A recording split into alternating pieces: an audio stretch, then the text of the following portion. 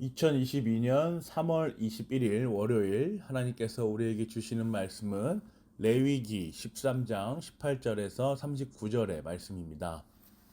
오늘 본문은 사람에게 생기는 악성 피부에 대하여 하나님께서 모세와 아론에게 그 지침을 주시는 본문입니다.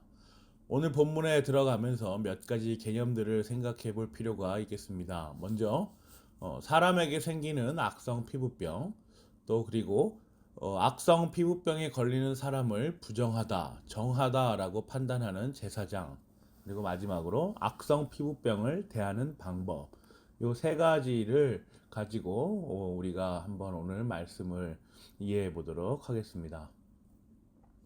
먼저 레위기 오늘 본문에 기록된 악성 피부병은 무엇을 말하여 줍니까? 레위기 13장 2절, 9절, 19절, 24, 25절, 29, 20, 30절, 38, 39절을 한번 보십시다. 하나만 살펴보죠. 19절입니다. 종기가 났던 바로 그 자리에 흰 부스럼이나 희고 붉은 얼룩이 생기면 그는 제사장에게로 가서 몸을 보여야 한다. 어떤 피부병이 사람에게 발병되면 제사장에게로 가서 보여야 한다고 기록하고 있습니다. 그런데 오늘 본문에 나온 내용은 이 맥락이 아주 급박함을 알 수 있습니다. 말씀에 기록되어 있는 단어 자체에는 표현되어 있지 않지만 맥락상에서는 긴박해 보입니다. 희고 붉은 얼룩이 생기면 그는 제사장에게로 가서 이렇게 말하고 있죠. 즉시 바로 보이라라는 맥락으로 읽혀질 수 있습니다. 악성 피부병, 말로만 들어도 아주 심각한 병입니다. 그런데 왜 레위기는 이와 같은 병을 기록하고 있는 것일까요?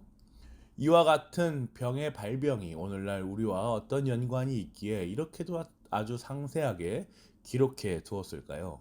또 하나님께서는 우리에게 무엇을 교훈하시고자 하는 것일까요? 악성 피부병으로 기록되어 있는 이 단어의 핵심적인 의미는 전염입니다. 누군가에서 누군가에게로 옮겨진다라는 것이죠. 이 나쁜 것을 옮긴다라는 상황을 떠올리면요, 우리는 무엇을 추론해 볼 수 있습니까? 우리의 죄를 추론해 볼 수 있습니다. 우리는 아담의 최초의 죄로 말미암아 원죄가 몸에 배인 죄인들입니다. 그 죄가 우리에게로 옮겨졌습니다. 전가되었지요. 죄의 전가가 지금도 계속해서 이루어지고 있는 것입니다. 세대에 따라 그 전가가 오고 있죠.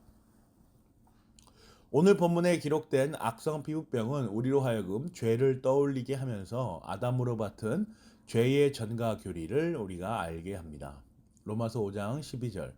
그러므로 한 사람으로 말미암아 죄가 세상에 들어왔고 또 그 죄로 말미암아 죽음이 들어온 것과 같이 모든 사람이 죄를 지었기 때문에 죽음이 모든 사람에게 이르게 되었습니다.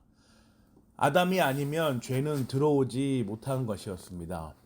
죄를 지을 수 있는 상태에서 오직 죄에 대한 가능성만이 있는 상태에서 그 가능성이 실현되어 오직 한 사람, 아담으로 인하여 죄가 들어왔고 그 죄로 모든 사람은 죽음에 이르게 되었습니다. 이것은 성경이 말씀하고 있는 진리입니다.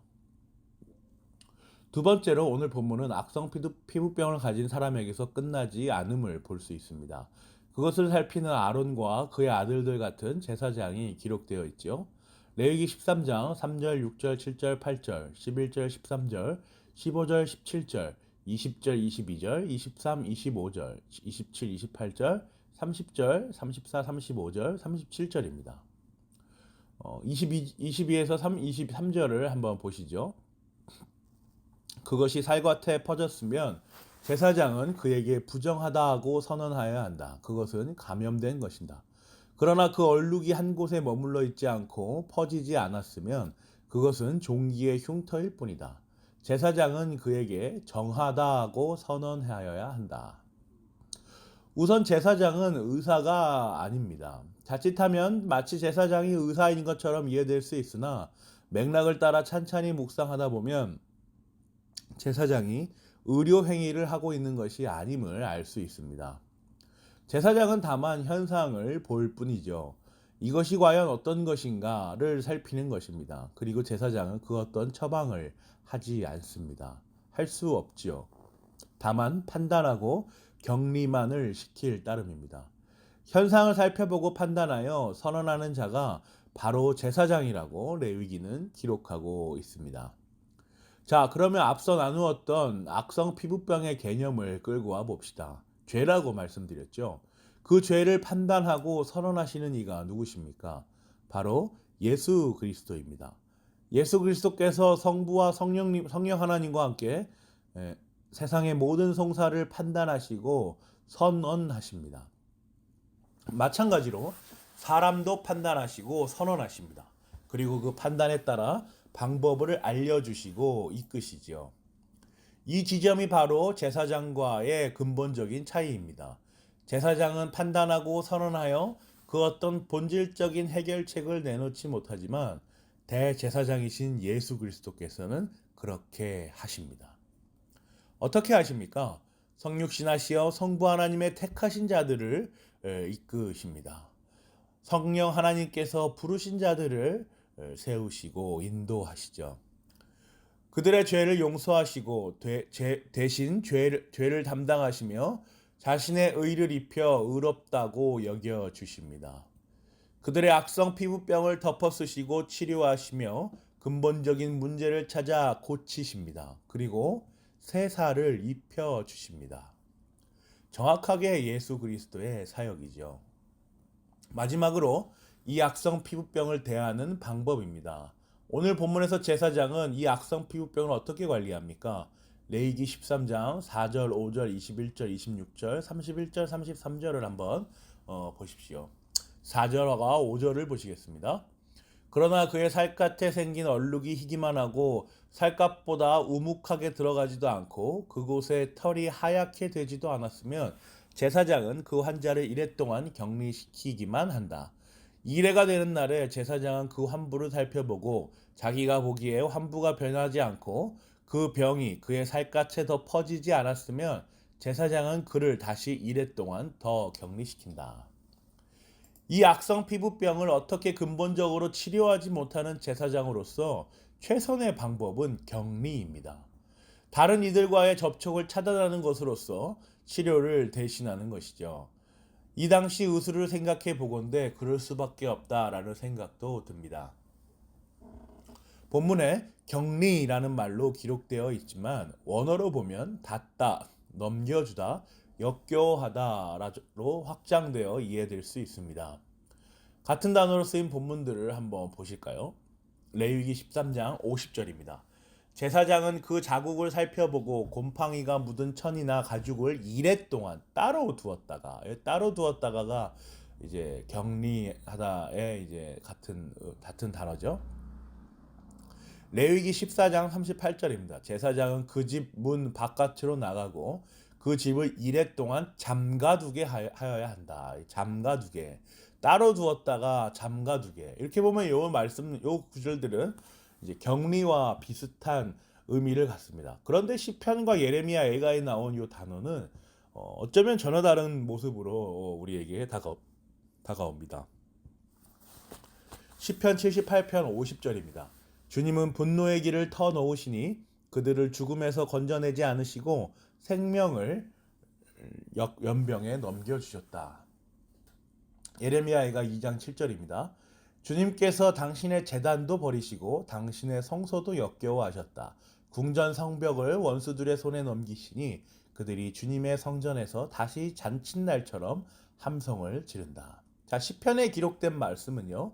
생명을 연병에 넘겨주었다. 이런 말씀입니다. 요게 격리입니다. 또 예레미야가 2장 7절에서는요. 주님께서 당신의 제단도 버리시고 당신의 성소도 역겨워하셨다. 요게 이제 격리입니다. 말씀의 맥락을 한번 보십시오. 시편과 예레미야 예가에서는 하나님께서 몹시 진노한 것이 읽혀지십니까? 이러한 맥락에서 오늘 본문으로 다시 돌아와 봅시다. 악성 피부병이 확인되면 하나님께서 그들을 역겨워하시며 전염병에 넘기셨다로 이해가 확장되어야 됩니다. 그렇습니다. 하나님께서는 공의의 하나님이십니다. 죄를 몹시도 싫어하시는 최고의 선이신 하나님이십니다. 죄를 보이시면 곧바로 그의 공의로 말미암아 정죄하십니다. 말씀에 따라 아담의 죄를 전가받은 우리는 감히 하나님 앞으로 나아갈 수 없습니다. 곧바로 정죄되어 격리되며 내버려지고 역겨움을 유발하는 그런 죄인입니다. 우리가 죄인이라는 심각함은 이렇게 바로 노골적으로 성경에 기록되어 있습니다.